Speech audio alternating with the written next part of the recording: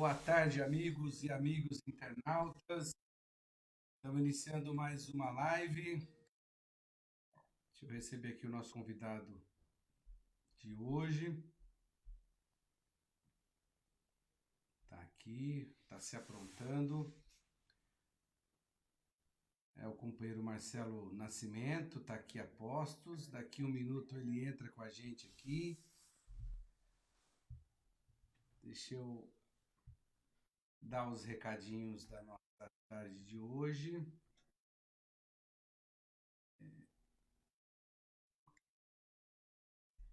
Bom, vamos lá. Os recadinhos de sempre. Nos sigam nas redes sociais, lá no Facebook ou aqui no Facebook, Sindicato dos Químicos de São Paulo, @Sindicato Químico SP e @Hélio Rodrigues Químicos no Instagram, @QuímicosSP e @Hélio.Rodrigues13. Compartilhem, curtam e compartilhem essa live no Facebook. É só ir lá e dar compartilhar. O convidado da tarde de hoje já esteve aqui com a gente, retorna mais uma vez para discutir um tema importante, a questão da criança e do adolescente. É o nosso amigo Marcelo Nascimento, que é professor, especialista em direitos humanos, palestrante nacional, ex-coordenador de políticas de fortalecimento dos conselhos do governo federal de 2011 a 2016, ex-conselheiro tutelar de São Paulo, ex-conselheiro municipal de direitos também de São Paulo, atualmente é presidente da APCT, a Associação Paulista de Conselheiros e Ex-Conselheiros Tutelares. É consultor em direitos humanos da criança e do adolescente. Deixa eu trazer aqui para a nossa live de hoje o nosso amigo Marcelo Nascimento. Boa tarde, Marcelo, tudo bem? Boa tarde, Hélio, tudo bem? Boa tarde a todas e a todos. É sempre um prazer dialogar com você e usar as redes sociais, né? Neste momento que nós estamos vivendo, é tão importante para que as pessoas informação, para que nós possamos refletir juntos, né? Todos nós juntos e juntas, porque de notícia ruim e fake news está cheio. Então é importante usar esses espaços. E você, há tantos dias, desde o início da pandemia, vem propondo um espaço de debate com várias companheiras, companheiros, com vários temas. Isso é muito importante para o nosso atual momento. Marcelo, que bom ter você aqui de novo. Daquela conversa nossa lá, de quase um mês e pouco atrás, já passaram muitas pessoas interessantes por aqui no tema da questão da criança e do adolescente nesse momento de pandemia que a gente está vivendo. Como você é um ser político e também adora a política, em especial a política em defesa da criança e do adolescente, mas vamos ver aí a sua visão para tudo que você está vendo. Falaram para mim assim, não, mas aquela reunião ministerial parecia coisa de boteco. Eu quero dizer a vocês que, como uma pessoa que foi criada na periferia e andou por diversos botecos na periferia, aquilo não está à altura do que se discute num boteco. O boteco é muito mais civilizado, as brincadeiras são muito mais gostosas, ninguém está mandando.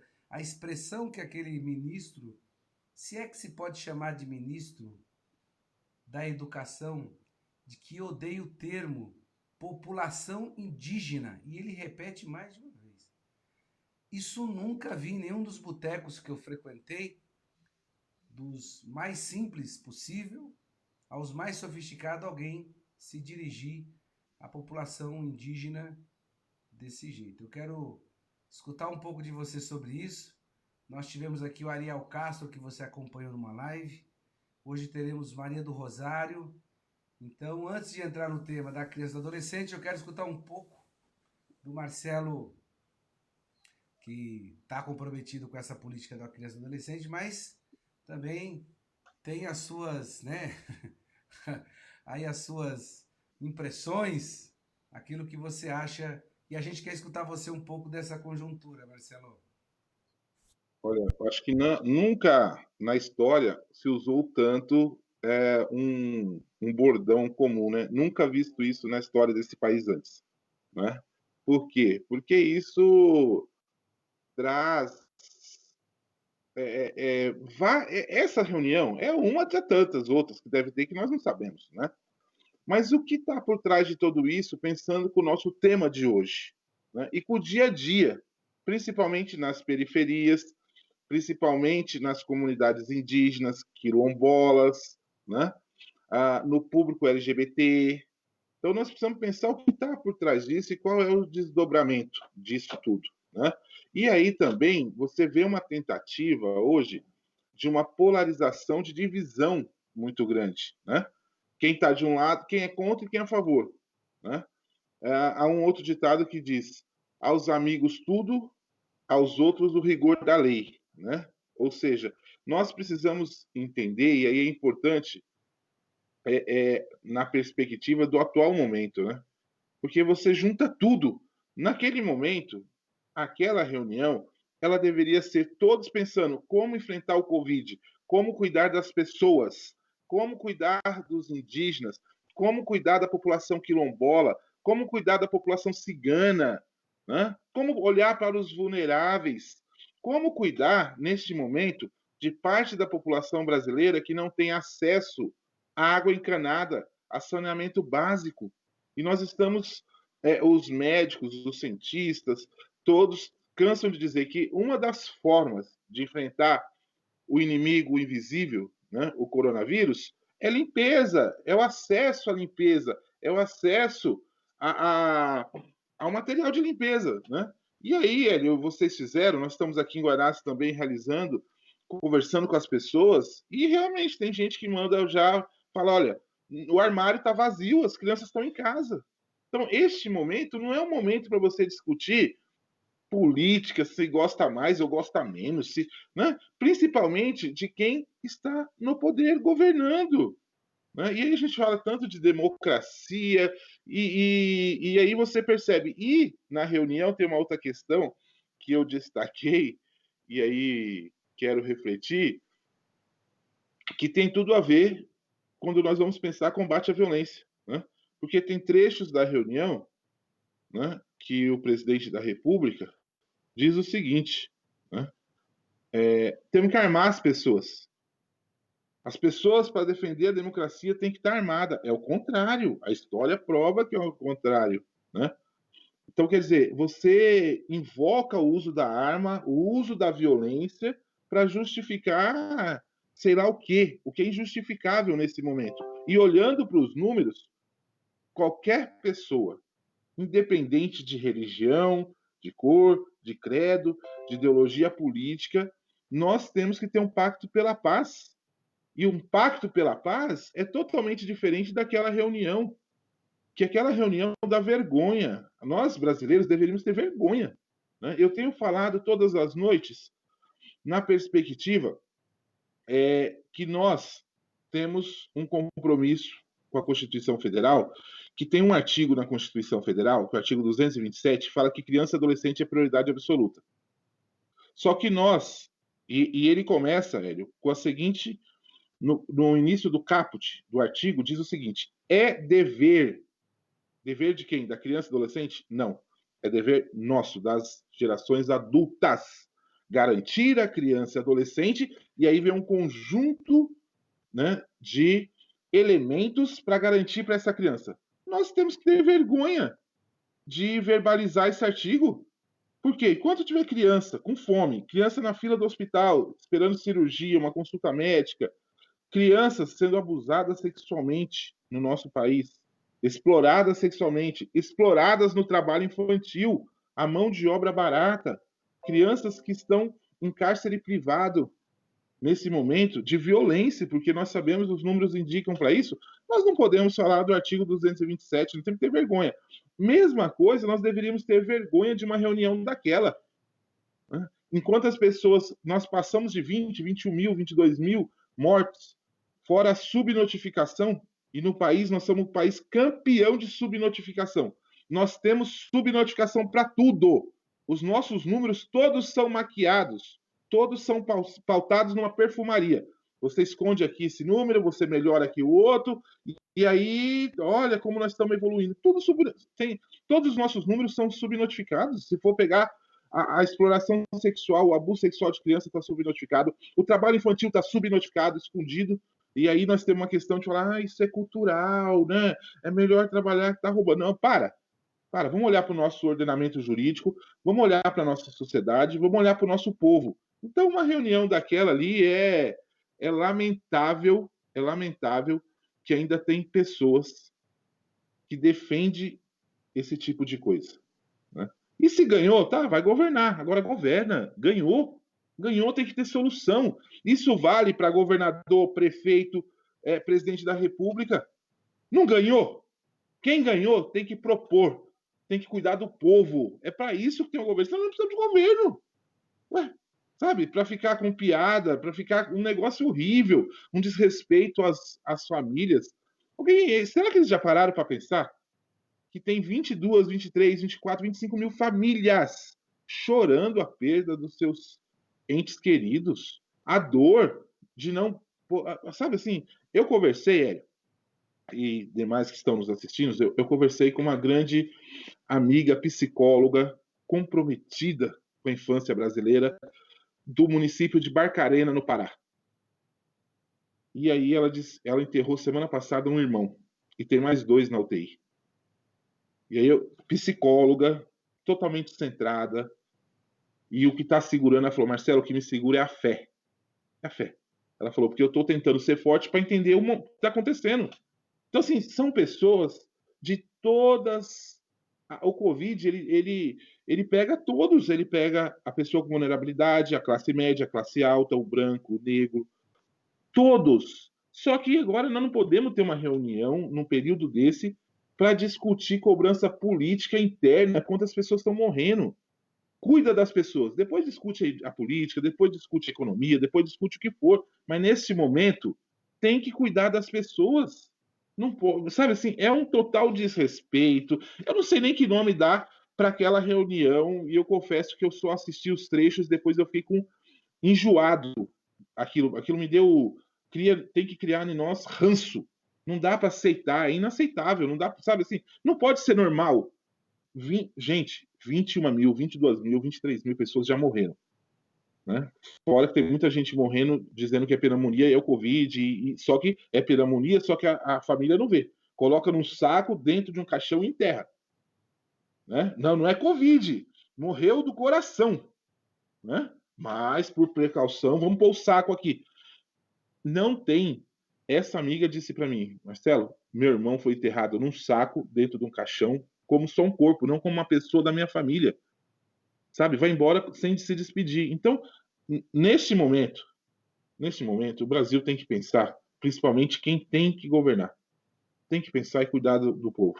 Se eu fosse presidente da República, eu já tinha mandado imprimir dinheiro aí, que eu não sei nem como ia fazer para dar para o povo. Mas já tinha mandado imprimir tanto dinheiro, gasta a reserva, depois faz outra. Agora, cuida das pessoas. Sabe? Cuida das pessoas. E aí eu quero só pegar o link, que é aqui para nós. Eu moro em Itaquera, né? Nós temos uma atuação mais forte em Guaianazes, onde fui conselheiro tutelar, passei minha adolescência, minha infância e adolescência, e é inadmissível que o governo do estado e o governo municipal ainda não fez um hospital de campanha na Zona Leste. Não dá para aceitar, gente. É inadmissível. Né? Eu confesso que, olhando as ações, eu acho que nós temos que dar a César o que é de César, eu acho que algumas coisas têm sido feitas, mas não é suficiente. Né? Na Zona Leste precisa de um hospital. Aqui, São Mateus, Itaquera, Guaianazes, Cidade de Tiradentes, formam um cinturão que dá para colocar quase 2 mil municípios brasileiros só aqui. Né? No Brasil tem 5.570 municípios, 4 mil municípios está abaixo de 20 mil habitantes. Então, nós estamos falando de São Mateus, Cidade Tiradentes, Guaianazes e Itaquera. Você tem aqui um universo de pessoas que estão sofrendo e não conseguem mais vaga nos hospitais.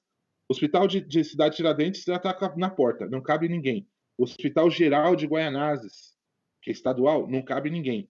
O Hospital Planalto, que está aqui a 50 metros da minha casa, não cabe ninguém. Não cabe ninguém. Então, assim, nós precisamos olhar para o povo nesse momento, porque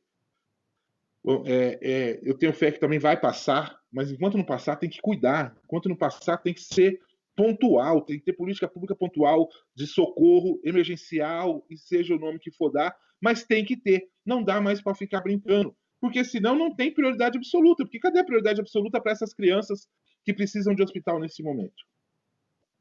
É isso aí, Marcelo. Eu só queria dar aqui uma nota, enfim, meus sentimentos à família do João Cassino, do PT, que infelizmente o pai dele faleceu hoje, não sei os motivos ainda.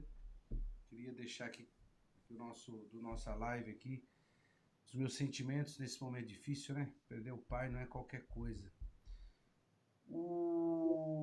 Você falou tanta coisa importante aí, Marcelo, tanta coisa legal.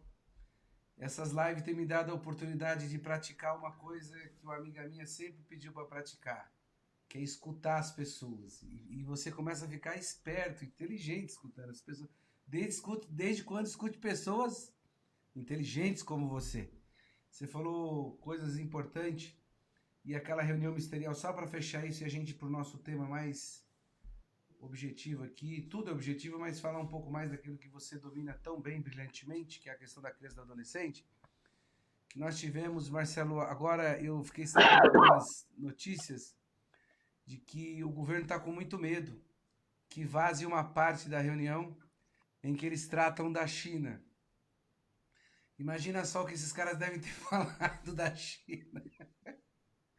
Bom, só um dado para o internauta que nos acompanha aqui, a Ariana Lopes, o Epabinonas, o Epa, o Miguel Biaso, a Vanessa Nascimento, a Viviane, a Valquíria, a Joana, a Edith, o Paulo Ferraz, o Nunes, eu vou ler todo, o Marco Germano, o Genilson G, grande G, lá de São Mateus, companheiraço, esse aqui é uma figura. Pela fala chula que aqueles caras tiveram ali, todos eles, né? Bota uma granada e aí tome-lhe 2 anos sem ajuste salarial.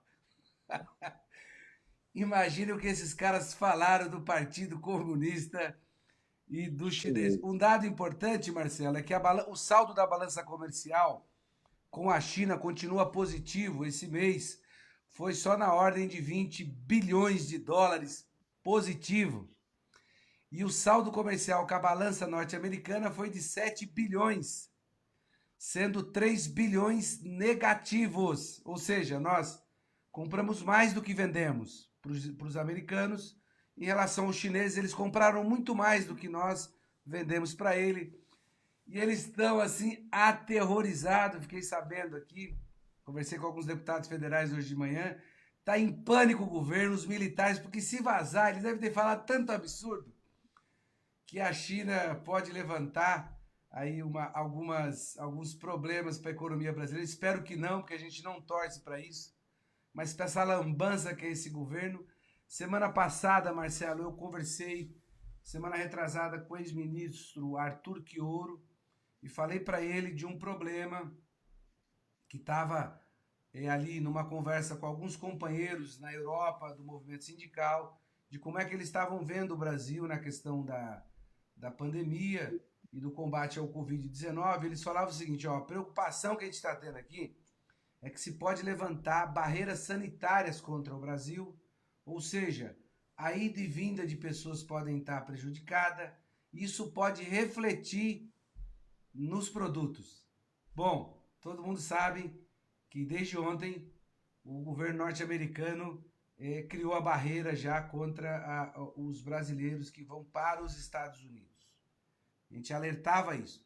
E esse governo lambe-botas do Bolsonaro, ele pode piorar muito no planeta essa questão. Quer dizer, se os Estados Unidos levantou uma barreira sanitária contra nós, avalie os países da Europa que não vão aceitar.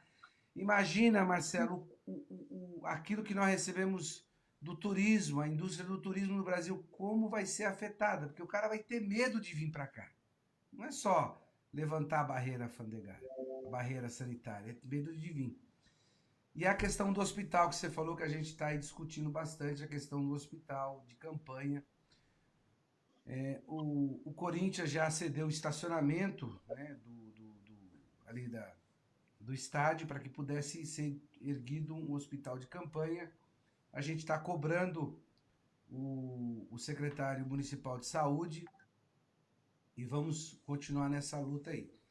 Marcelo, o que mudou com relação ao que você tem recebido de denúncias com relação à violência contra a criança e o adolescente? Lembrar aqui que naquela época você falou e a gente começou a ver o aumento do aumento da violência contra a criança e adolescente, contra as mulheres. Foi bem no início daquela nossa conversa e um grande veículo que ajuda a potencializar isso é o alcoolismo, que também subiu bastante o consumo de álcool. Sim, Eu queria ouvir de você agora aí essa explanação sua. é, Fique à vontade. na verdade, tem vários índices que o consumo de álcool está em alta, né? Se você tem aí uma parte da economia paralisada, né? E nesse momento também nem dá para discutir se está paralisado ou não, porque nesse momento o nosso discurso tem que ser sempre cuidar das pessoas, cuidar para que as pessoas se alimentem, para que as pessoas fiquem em casa, para que possa passar essa curva que nunca passa mais também, só aumenta, né? Nós começamos quando teve a primeira morte, hoje é 21, 22, e nós não podemos naturalizar. Né? Eu começo a sentir nas pessoas que começam a naturalizar, daqui a pouco o vírus é nosso amigo, está tudo legal, nós estamos com ele mesmo e vamos em frente. Né? Então é muito importante do ponto de vista. Travou aqui. Travou? Vamos lá. Continuar, travou não, tá tudo bem. E Ou se não? travar, ele volta, ele volta. Tá. Do ponto de vista de cuidar das pessoas, e sem dúvida nenhuma, o alcoolismo, principalmente na periferia, é um negócio assustador, né? E aí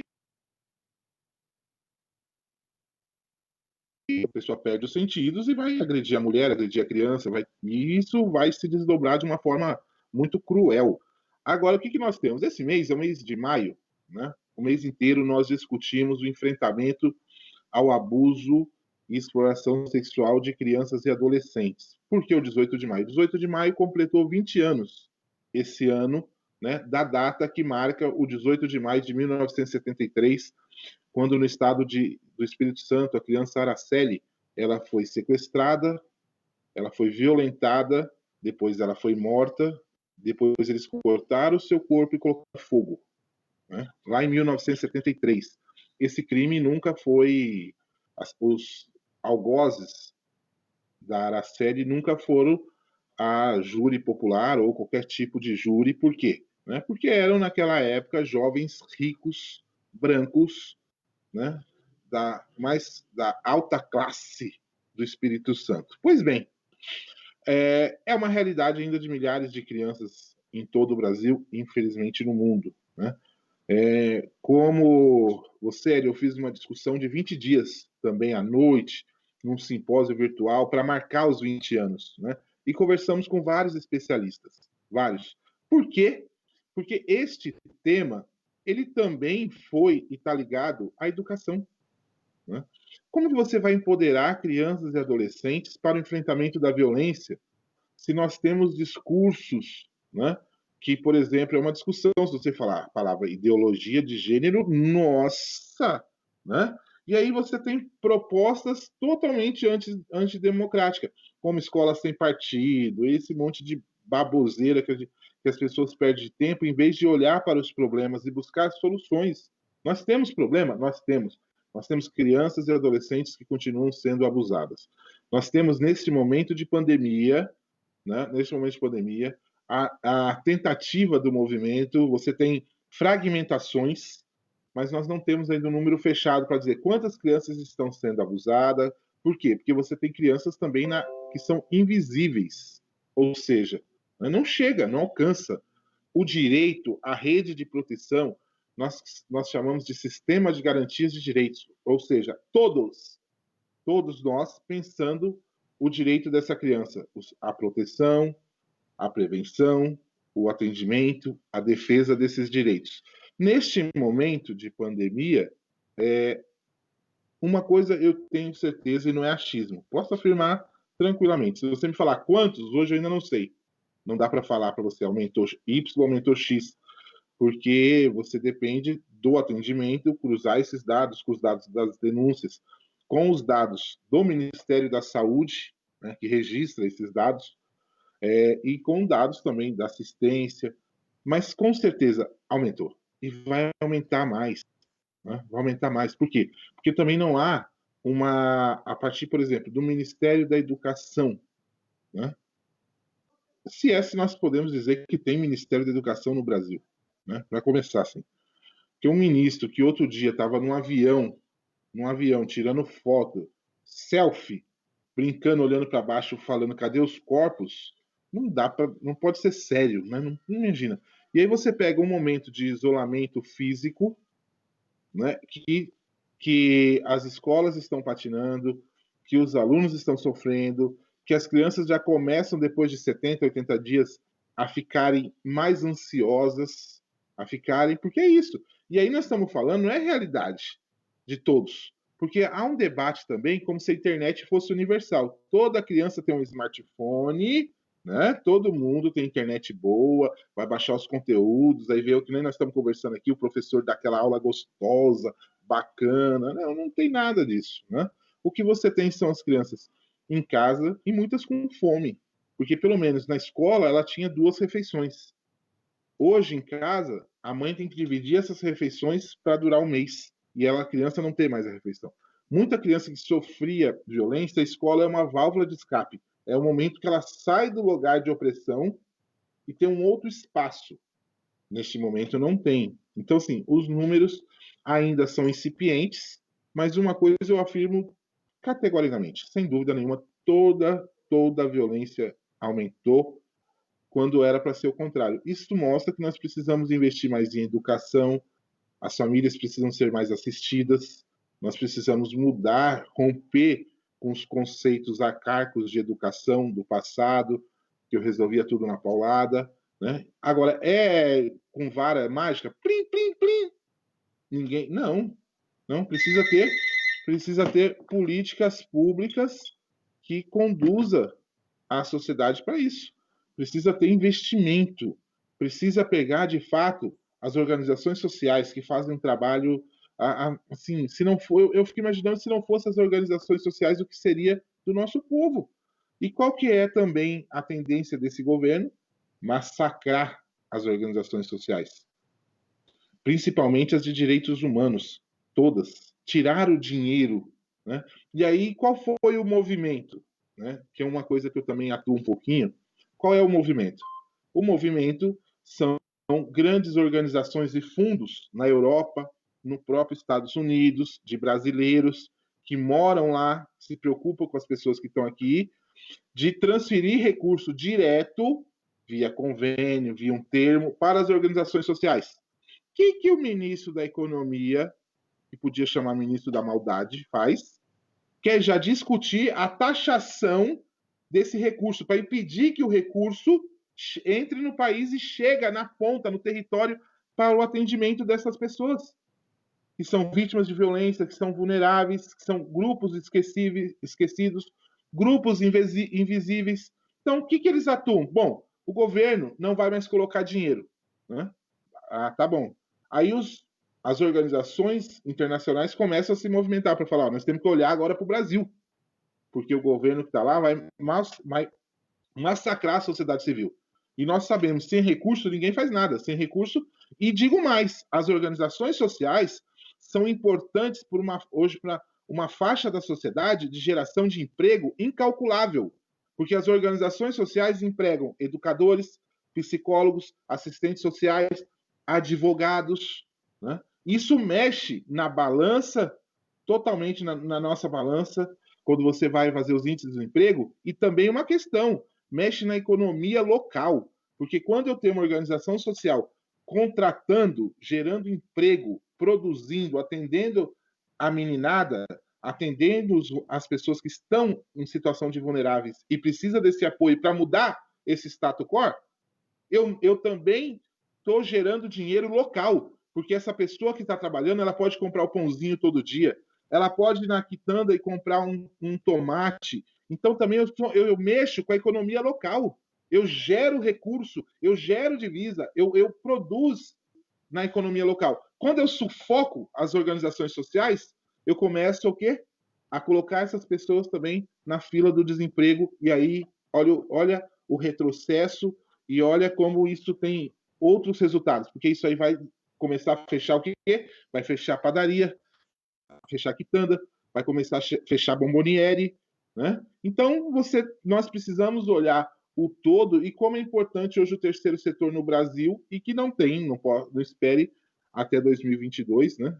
Ou até o início de 2023, claro, nenhuma sinalização de apoio do atual governo federal para as organizações sociais, seja elas em que área atuam. Se for no LGBT, então ainda, se puder, eles mandam o exército fechar. Então, essa é a nossa realidade, né? É a nossa realidade. Agora, como muda isso?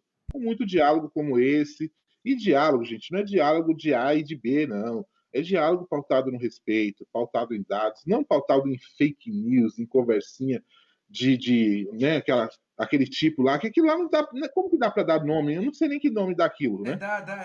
Não vamos tentar inventar nome para aquilo que é. Aquilo é uma reunião ministerial do Ministério do Bolsonaro. É isso, é aquilo ali. Né? Pronto. Não aceito comparações com boteco, isso é um absurdo.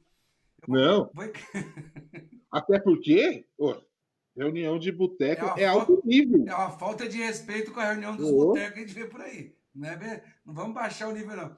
Marcelo, eu quero encaixar duas perguntas e abrir outra aqui. Ó, duas perguntas que tem aqui do Leon, como os agressores, com os agressores em casa, aquilo que você falou, né? Lembrar que 90% violência sexual vem do agressor é conhecido, né? Está em casa. Sim.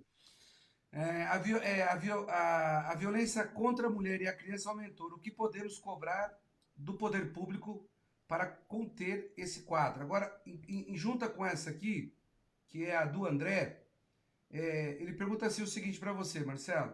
Você acredita que o isolamento social afeta de forma diferente as crianças de classe média e as da periferia? E como? E para fechar a pergunta, eu espero que você tenha anotado tudo aí, a Vera Lúcia fala da ação, nesse momento de pandemia, dos defensores, dos ativistas em direitos humanos, como você tem feito. Desculpa. O que vocês têm feito nesse momento agora? E as duas perguntas primeiras, a tanto do Leon como do André, se refere a essa questão do isolamento social. Um fala como é que está sendo isso com as crianças e diferentes classes sociais, né? Diferentes classes sociais. Olha, então o isolamento, sem dúvida, não tem. É fácil responder a primeira, né? Você tem as crianças de uma outra classe que tem casa grande ou apartamento grande, que você tem acesso a outras ferramentas. Geralmente essas crianças estão numa escola particular, que tem ali a ferramenta e que possa dialogar mais. Então você tem outras opções, tá? Quando você chega na periferia, nós estamos falando de crianças e adolescentes que moram num cômodo com 9 pessoas. Então, essa é a realidade. 2 cômodos para 10. Então, assim, né? Então, claro que eu entro em desespero, né? Nós estamos indo lá conversar com as pessoas, nós entregamos semana passada 250 kits de sabonetes, né? Numa parceria com a Unicef e com a instituição Santo Mártires, do padre Jaime, da Zona Sul. E aí você vai entregando com todo cuidado, nós pintamos a rua para as pessoas ficarem longe uma da outra. Só que você vê as crianças na rua, na periferia. Se você for em qualquer lugar hoje, na Zona Sul, na Zona Leste, na Zona Norte, na Zona Oeste, lá no fundão, as crianças estão na rua, porque em casa não fica. E aí a mãe, o pai, o tio, o vô também já está de cabeça cheia, fala, vai para a rua, me dá paz, um pouco de paz aqui. E as crianças vão para a rua. Né? Então, assim, eu passei, né, minha mãe mora nesse bairro, lá no Jardim Soares, e eu fiquei do portão, falando com a minha mãe lá longe e eu do portão. E cheio de criança na rua, eu entrando em desespero. Né? Mas por quê? Também precisamos entender. Porque dentro de casa ela não consegue mais ficar, porque vai fazer o quê? Ah, todo mundo tem televisão a cabo. Tem não. Ah, todo mundo tem internet. Tem não. Então você tem, claro que esta criança e adolescente vai sofrer mais. Claro que esta criança e adolescente da periferia sofre 10 vezes mais tudo. Ela já sofre com a fome, ela já sofre com a falta de tudo. Imagina agora nesse momento. E eu estou falando de Guaianazes, que não é diferente de outros bairros da cidade de São Paulo ou de outras periferias do Brasil que nos assistem, ou que vai assistir, Hélio. Depois, este vídeo não é diferente. Né? Nós estamos falando de realidades totalmente difíceis, complexas, e que precisa de política pública. E parece que a gente fica no mantra, nós que somos ativistas, política pública, política pública, política pública, mas não tem outro caminho. Né? O Estado precisa cuidar daqueles que mais precisam. Porque senão, daqui a pouco vou falar, para que não precisamos de Estado? Só para cuidar dos ricos? Só para cuidar dos bancos? Só para socorrer os bancos, que tem muito, e ainda tem os. Então, assim, é muito complexo. Então, você tem uma disparidade total entre dois mundos e que se agravou agora, que já existia e só se agravou agora. Não foi criado agora. Sabe? Ah, a pandemia criou. Não, a pandemia não criou, não. A pandemia agravou os índices que já existiam. Ele só trouxe essa ferida que já estava aberta e agora está exposta. Mas ela já existia ao longo dos anos e por isso que você, no passado, nós tivemos no governo Lula um programa chamado Fome Zero. Né? O governo Lula inicia com Fome Zero, que era o quê? É olhar aqueles que têm fome. E hoje em dia nós estamos reproduzindo depois. Eu ouço algumas pessoas, algumas análises, e que eu concordo, né? Nós estamos voltando aos anos 80. É um retrocesso muito grande depois de ter avançado, né? Depois, enfim, é muito triste isso. Agora, nós todos precisamos também nos unir e falar mais sobre isso. E agora, não falar sobre isso é ter a capacidade, né? De não ser esse fla-flu. As pessoas estão virando um fla-flu. Né? Não é fla-flu, é vidas. Né? Não é gostar mais ou menos de tal governo, é vidas. E quem está lá tem que governar. Se não governar, tem que sair. Pronto. Simples assim. Tem muita gente aqui na live, viu, Marcelo? Muitas perguntas interessantes, bate-papo legal. A Noélia Bandeira fala. Você anota aí, meu rapaz, depois você vai esquecer quem perguntou para você. Noélia Bandeira fala: essa realidade das favelas é muito preocupante. Moro em uma comunidade, conheço essa realidade. Aqui o Covid-19 já fez vítimas. O G, grande amigo G, pergunta como fica a situação das pessoas com pandemia, pessoas com deficiência. O G é um grande militante das pessoas com. Imagina só, né, G? Com deficiência nesta pandemia que moram nas comunidades, né? Imagina como é que fica aí aqui essa questão, né? A Cláudia Regina de Brasília aqui manda um abraço, sua amiga. A Vanessa Nascimento na periferia, o quintal na rua, nas vielas, o quintal é a rua, porque né, nas vielas dificilmente na comunidade tem quintal, bem falado. O Álvaro, Bolsonaro é um atraso para o Brasil e o mundo. A Noélia, o Carlos Ivan também está aqui. O G fala: brilhante trabalho, parabéns ao Marcelo e também ao Manuélio. Beleza, G? A Luci Santos manda um boa tarde aqui também. A Adriana, o André já fizemos a pergunta dele. Outra coisa, Marcelo, que a gente tem conversado bastante aqui, o G, eu queria que você falasse sobre essa questão do G, que é uma questão específica, e o G uma pessoa que trabalha muito bem essa questão da deficiência, conhece as limitações, é um companheiro que tem uma prótese na perna, tem lutado muito em defesa dessa política. Dá uma palavrinha sobre isso, porque deve ser quer dizer, só complica, né, Marcelo? Só aumenta o grau de dificuldade, mas a gente quer Só, escutar de você. só aumenta porque, primeiro, que essa população ela já sofre muito e ela Hum. tem também para ela uma política, né? Vou dar dois exemplos já anterior à pandemia. Anterior à pandemia.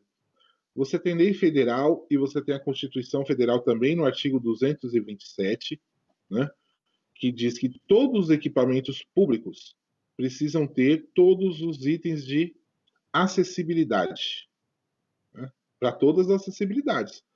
Rampa, né, a marcação no chão, todos, todos. O Brasil tem 6 mil conselhos tutelares. Todos são órgãos municipais públicos.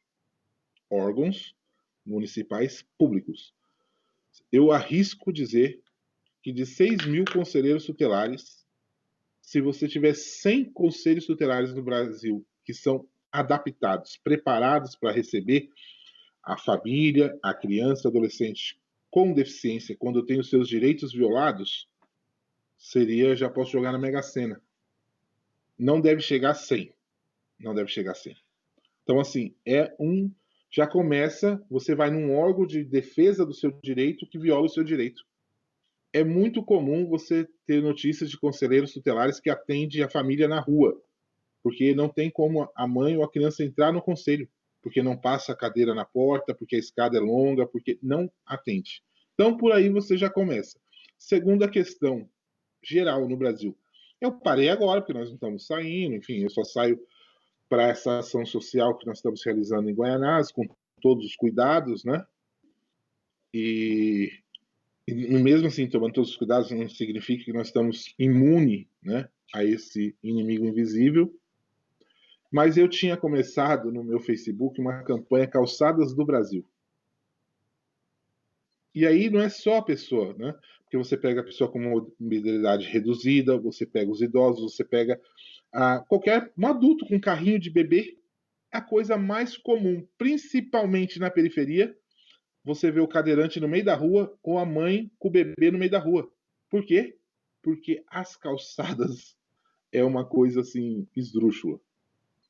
Né? Você tem morro, você tem obstáculo, você tem poste no meio, você tem alguém vai lá e me planta um canteiro. Assim, não tem. As pessoas são obrigadas a ir para a rua. Isso reflete no número de atropelamentos. Se você juntar o número de atropelamentos principalmente das pessoas com deficiência, mães com bebê, porque elas são jogadas para a rua. Então nós não temos.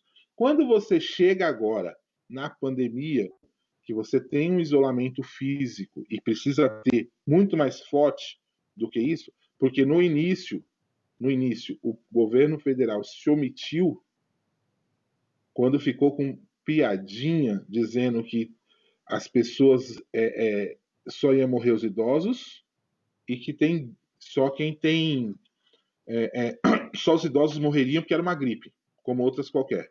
Então, fale agora para as 20 mil famílias, 21 mil famílias, que era uma gripe. Né? Porque está morrendo criança, está morrendo jovem, está morrendo na minha faixa, né? Que eu tenho só 18 anos, mas também está morrendo. Então, você pega. Todos estão morrendo. Então, não tinha gripe. E aí você pega e fala assim: não, eu sou atleta. Né? Eu estou lascado. Obeso, sedentário, né? Faz já 7 anos que eu abandonei, nunca mais joguei bola na minha vida. Então, assim, se ele passar perto de mim, adeus eu, né? Então, olha só como é difícil isso. Quando você não faz o papel, né? Quando você não faz o seu papel, as pessoas ouvem. As pessoas ouvem. E ficou todo mundo de boa. Agora, olha o resultado disso. Agora nós estamos vendo o resultado da incompetência, né, do governo federal. E vou dizer uma coisa, bicho, tem pelo menos tinha uma pessoa ali que ressalvado tudo o que significa também no passado, que pelo menos era uma voz da coerência, que era aquele ministro que foi mandado embora, o primeiro, o Mandetta. Que pelo menos ele estava vindo para as pessoas: fica em casa, vai ser pior, vai chegar. Ele disse, ele era. Né? O que fizeram? Mandou embora. Mandou embora. Veio outro, Manda embora. O outro não, o outro disse que eu não sei se mandou embora ou ele, quando ele deve ter olhado, o cara olhou aquilo e falou: não, não, não. Pelo que eu fiz? Ele deve olhar para os filhos e falar: o que eu fiz na minha vida? Eu vou correr, né? Então, é isso. E você, claro que agora, com o isolamento, as pessoas com deficiência vão sofrer mais, porque como que elas vão se. Primeiro, elas já sofrem no geral, no ônibus, no metrô. É um desrespeito com todas as pessoas com deficiência, com crianças e adolescentes, com seus familiares. Agora, no isolamento, o sofrimento amplia. Por quê? Porque, guardadas as proporções, né, a pandemia ela expôs os nossos problemas, ela amplifica isso. Né? Marcelo, criou novo? Não, não criou novo, gente. Essas coisas já aconteciam, estavam acontecendo. O problema é que nós não estávamos falando. Essa é a diferença. O problema é que a vida vai nos consumindo e as pessoas vão ficando. Olha o que acontece agora. Né? Agora você amplifica isso neste momento de isolamento. Agora, tem solução? Tem. Olhar para todos. Olhar para todos. Sabe? Olhar para todos e falar quem as grandes empresas quer ganhar 2/3, ganha meio terço nesse momento. Tem que investir na política pública, tem que investir nos bolsões, na periferia, onde as pessoas estão. É lá que elas moram, é lá que elas precisam agora do Estado. É por isso que nós todos pagamos nossos impostos. Quer dizer, nós que é bobo, né? Porque os grandes não pagam, não, nós pagamos. Né? Os grandes, se você for olhar os maiores, o devedor desse país, quem são? Não é o pobre, não é o trabalhador. Porque o trabalhador ele perde na fonte, ele paga. Né? Quem leva o Brasil para isso são os grandes. E aí é aquela coisa, né? Vamos salvar o emprego, os grandes. São muitas contradições que nós precisamos romper e ter coragem de conversar nesse país. Nós tivemos aqui, Marcelo, ó, tá entre a gente aí o Carlos Churras, presidente do CMDCA DCA, aí. São Paulo, grande ativista e está nos apoiando aqui. Lá da Zona Sul, né? É um menino de ouro esse. Ele tem trabalhado incansavelmente nesse momento, né? Até porque lá a organização criada pelo Padre Jaime atende 10, 15 mil pessoas, você conhece ele lá, e de lá ele tem nos ajudado aqui em Guaianazes, né? Pensado com a população aqui de Guaianazes. Então, o Churras é um menino de ouro, toda a minha gratidão pelo que eles têm feito por nós aqui na periferia da Zona Leste. Isso, obrigado, Churras. Parabéns pelo trabalho, companheiro. Marcelo, tinha muita coisa para conversar. Muito, tem muita coisa. Você tem ajudado bastante a gente aqui a conhecer esse universo da questão da criança e do adolescente, assim como as suas posições bastante coerentes, bastante sensata, num momento de total insensatez por parte daqueles que ocupam a presidência da República. A gente não pode esperar nada dali, a não ser o descaso com a vida humana. O presidente cada dia tem mostrado qual é o seu compromisso. E o pior, né, Marcelo, nós fizemos aqui um mini curso, porque a pandemia está empurrando a gente a se mobilizar, e nós estamos mobilizando exatamente nessa questão da tributação. E depois nós vamos disponibilizá-lo, porque foram 3 aulas muito importantes que a professora Marilene Teixeira, professora Marilene Teixeira, economista e professora da Unicamp, e o nosso querido Eduardo Faiani, professor da Unicamp também, que nos ajudou aqui a entender um pouco. Ele falou de uma emenda global aglutinativa, a PEC 45, que trata de você taxar as grandes fortunas, né? E de você taxar transferências de renda, enfim, o que levaria aos cofres públicos nada mais, nada menos do que 300 bilhões de reais por ano, né? Taxando os bilionários que não pagam absolutamente nada nesse país. E, enfim, e essa semana estão questões que a gente ficou sabendo dessa reunião aí que eles fizeram. A questão do meio ambiente é outra coisa, Marcelo, que vai nos afetar profundamente. O mundo está olhando, a Amazônia é ela é terra brasileira e ninguém é da soberania brasileira, mas o mundo, como você falou dessa questão do ativismo, do apoio internacional, se apoiava muito às ações em defesa tanto da Mata Atlântica, e se apoia, como em defesa da Amazônia. E o que você pôde notar nessa conversa que teve ali desse pessoal, é de que o Brasil agora vai estar com um olhar do ponto de vista comercial muito complicado lá fora. Nós podemos ter bastante problemas devido à irresponsabilidade desse governo, e já ficou provado que se você não controlar esse vírus, e o controle desse vírus é o distanciamento social, mas as pessoas têm que ter condições para estarem no distanciamento social. A periferia vai ter que repensar um distanciamento social na periferia. Sim. Enquanto você falava, eu fazia uma conta aqui, para você colocar em isolamento social uma família de... Vamos lá, Marcelo, uma família de 3 pessoas, de 3 filhos, que a gente sabe que não é a realidade da periferia. Mas 3 filhos, você teria que ter no mínimo um aparelho, um notebook ou alguma coisa dessas na mão de cada um deles. No mínimo uma internet de 300 mega. No mínimo nós estamos falando aí 5 pessoas, 30 metros quadrados per capita por pessoa, para poder ter um mínimo de privacidade. Eles têm que ter um quarto para cada um, não é isso? Uma sala ampla que você possa reunir a família, mas eles possam também fazer as suas tarefas desse ensino à distância, que a gente tem aqui discutido com o pessoal da educação bastante. Ou seja, essa conta é da classe média alta, como os companheiros da Brasilândia aqui. O companheiro Fábio Ivo já denunciou, inclusive ele teve no Fantástico, falou, olha, o isolamento social é para a classe média, não é para o pobre da periferia, que tem que repensar. Além de dar condições para eles ficarem dentro de casa, tem que pensar que a casa lá é uma habitação extremamente pequena, como você falou, em casos que a gente vê muito grande. Marcelo, eu queria que você fizesse as considerações finais. Deixa eu ver se o Flávio Eugênio, estamos vendo alto índice de mortes aqui no Grajaú, 6 mortes ao dia. Por um lado, vemos parte da população sendo com o mínimo cuidado. Por outro lado, o poder público virou as costas para a região sem atuar contra o comércio e não faz nenhuma campanha de enfrentamento do Covid-19.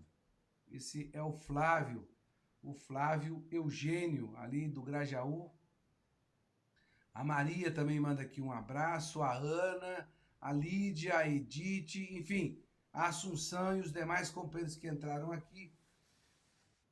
E a gente queria escutar de você aí uma fala de esperança, mesmo com o governo federal tão desesperançoso que nós temos, mas temos a sociedade civil que vai ter que dar e vai ter que se levantar contra o que está acontecendo e lutar. Porque uma das coisas que me deixou mais espantado naquela conversa que eles fizeram lá naquele negócio, vamos tentar dar o nome deles, né? Porque aquilo não é reunião ministerial. Aquela conversa que o Bolsonaro teve com o time dele. E uma das coisas que me preocupou, Marcelo, é o seguinte: eu sou contra o regime militar por ele suspender aí os direitos individuais, por ele intervir na imprensa, mesmo a minha crítica eu tenho com a imprensa, enfim. Agora me levantou mais um argumento contra o regime militar. Além de tudo isso, que já não é pouca coisa, eles são muito incompetentes. Eles são incompetentes. Eles estão jogando contra o povo brasileiro.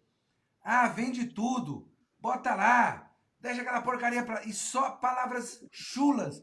Eles não têm um mínimo de moral. Eles não têm moral. Um comandante do exército de alta patente, sentado naquela reunião, ele tinha que se levantar e falar o seguinte: esses costumes não se condiz com a família brasileira. Não existe condição de eu conversar com a minha mãe, com meu pai, com você, usando aquele palavreado. Ele é de baixo escalão, ele ofende a tradição nossa de respeito ao próximo, de amor ao próximo e de convivência social. Quer dizer, esses generais que estavam lá, lambe-botas do governo norte-americano também, são contra a pátria e são contra a família que tanto eles falavam que defendiam. Porque isso não é costume de família. Eu nunca vi isso na minha família e na família de ninguém que eu fui conversar. Aliás, nem com você, Marcelo. No grau da nossa intimidade, a gente não consegue para conversar com o Marcelo e falar a quantidade de palavrões que aqueles caras falaram. É inaceitável. A gente quer escutar de você as suas considerações finais e também um pouco de esperança, Marcelo. Nos dê um pouco de esperança, meu irmão. Vamos lá, vou dar um encaminhamento. Olha que, né, mania que a gente tem no final, né, de dar encaminhamento. Né? Então, eu vou propor aqui duas coisas. Então, primeiro, nós precisamos, principalmente na periferia, ouvir a saúde, as orientações de saúde. Quem vai nos tirar? 3 elementos vai nos tirar dessa crise. A sua fé, seja ela qual for, para suportar este momento. Para que nós não todos entrar num surto coletivo. Porque tem medo, todo mundo tem medo. E é natural e é nosso ter medo, tem que ter medo mesmo. Nós temos medo. As pessoas estão com medo. Então, a fé vai ajudar a nossa ansiedade, o nosso medo, este momento. Segundo, ouvir as orientações médicas.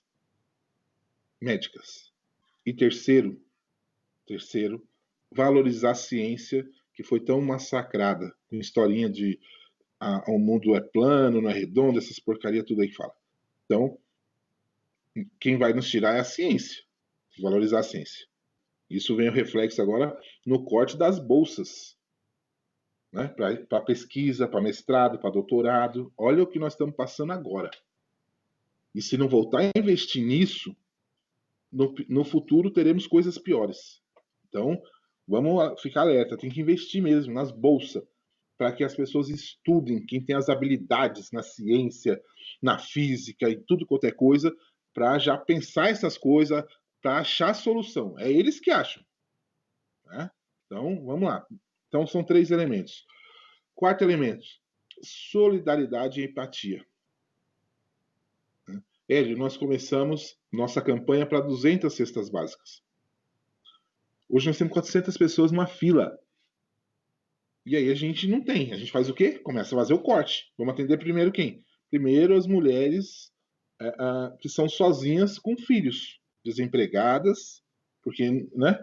Depois o grupo de idosos, porque é isso. Então, nesse momento, é ser solidário. Marcelo, mas eu não tenho como ajudar. Compartilha, escreve uma mensagem para a pessoa. Vamos achar solução. Você, às vezes, uma mensagem, um áudio que você manda para aquela pessoa tem o mesmo peso de uma cesta básica. Uma palavra de conforto, uma palavra de empatia. Né? Então, é importante neste momento. Esperança. Tem que ter esperança. Vai passar, outros países já começaram a passar, já começam a organizar, mas lá tinha governo, sério, né? Então é diferente. Então nós vamos pagar nosso preço também. Todos nós vamos pagar o preço dessa fatura.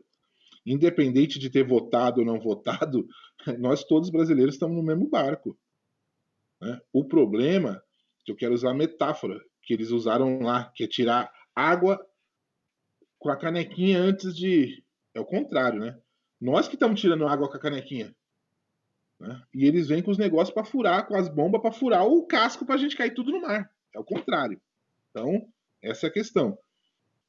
Segundo, respeito. Está faltando muito respeito entre nós todos. Né? A humanidade aqui, principalmente no Brasil, este momento de polarização, ele é horrível, porque nós temos que discordar ideologicamente, time de futebol, até religião, não tem problema nenhum você discordar. Agora, tem que ter o respeito pelo limite do outro.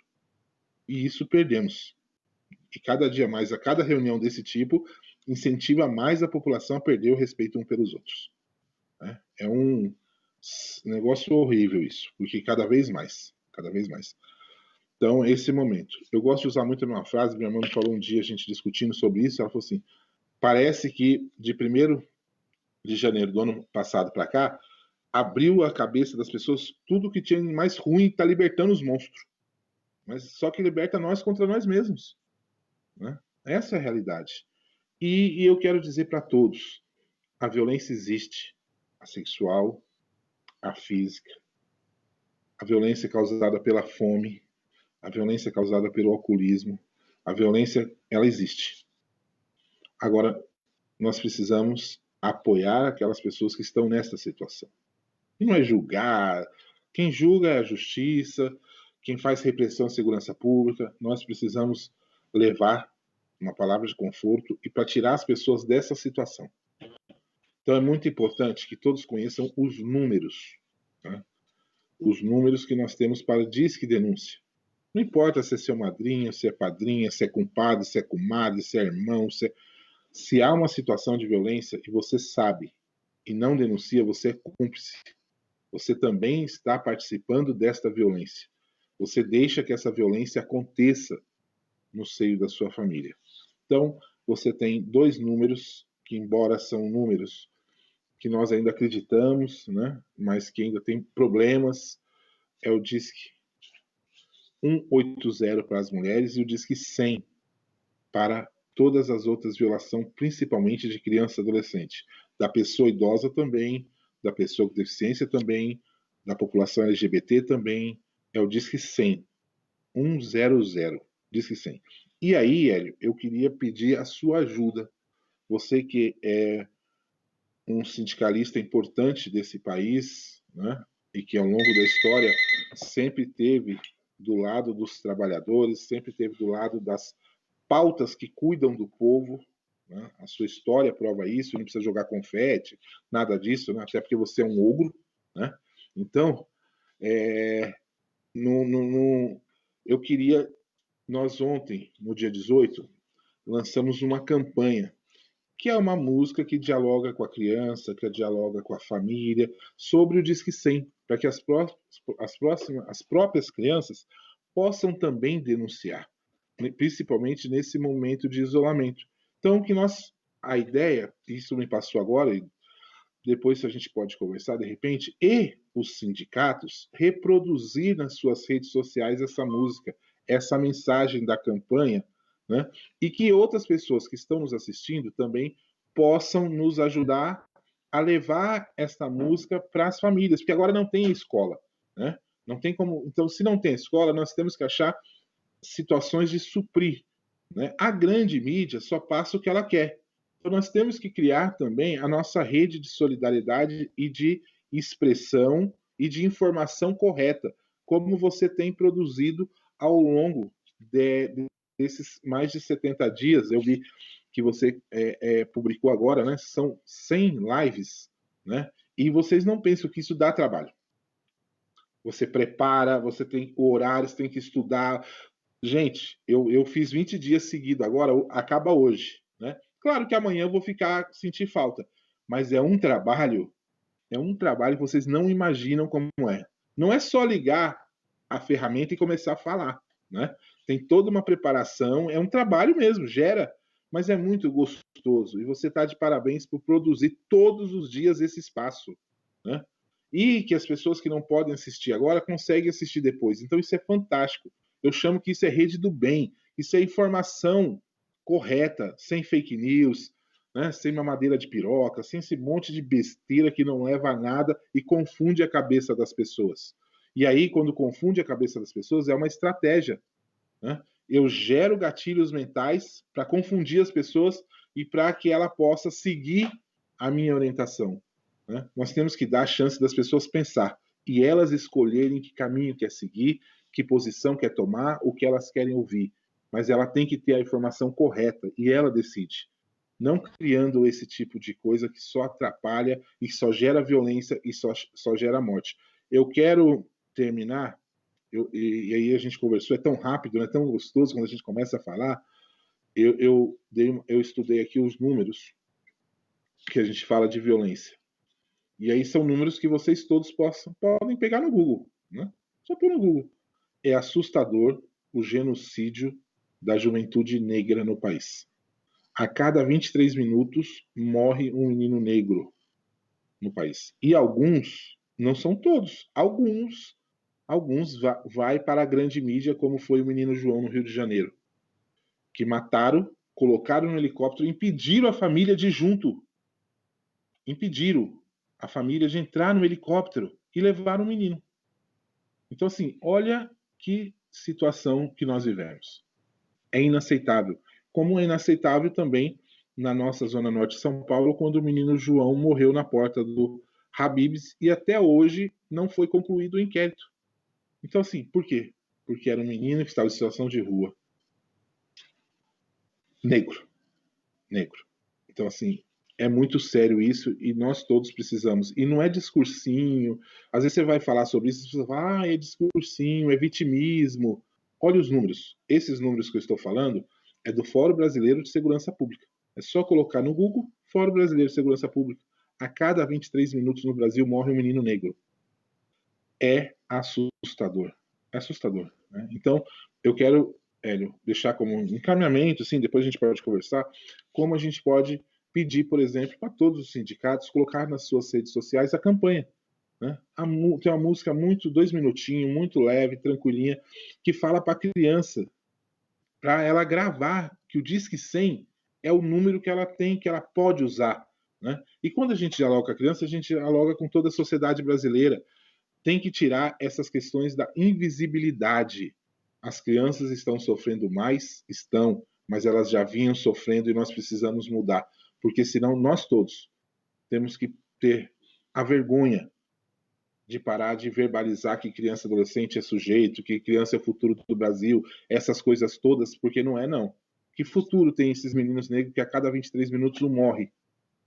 Morre, mas não morreu porque, enfim, chegou a nossa hora, não morreu porque foi uma fatalidade. Morreu porque alguém matou, e quem está matando é o Estado. Quem produz a violência é o Estado. É esse Estado que na tal reunião disse que tinha que armar não só o Estado, agora a sociedade. Então nós precisamos refletir e cuidar dos outros. Chegou um momento que agora é nós por nós mesmos. Aquela coisa, tamo junto, sabe, mãozinha, não é mais, é só um mantra, não. Nós temos que assumir isso. Agora vai ter que ser nós por nós mesmos, cuidando dos outros. Pessoas que cuidam de pessoas. É esse o nosso. Se nós queremos ter um futuro, é esse agora. Pessoas que cuidam de pessoas. Levar a informação correta e cuidar um dos outros. Então, essa é a mensagem. E sempre, gente, vamos divulgar o Disque 100, né? Eu vou compartilhar aqui na rede do Hélio essa mensagem. Né? É uma campanha Ninguém Mexe Comigo. Né? Ninguém mexe comigo. Para as crianças e adolescentes, para a autoproteção, para as denúncias, para que essa rede possa, de fato, encontrar as crianças que são invisíveis e crianças que estão sofrendo e muitas delas estão morrendo. Então, vamos cuidar um dos outros. E valeu, Hélio. Eu acho fantástico esse espaço que você tem proporcionado todos os dias, né? E que as pessoas possam também compartilhar e chamar outras pessoas para esse momento. Que nós precisamos ouvir mais, aprender mais, nos empoderar mais para enfrentar todas essas mazelas.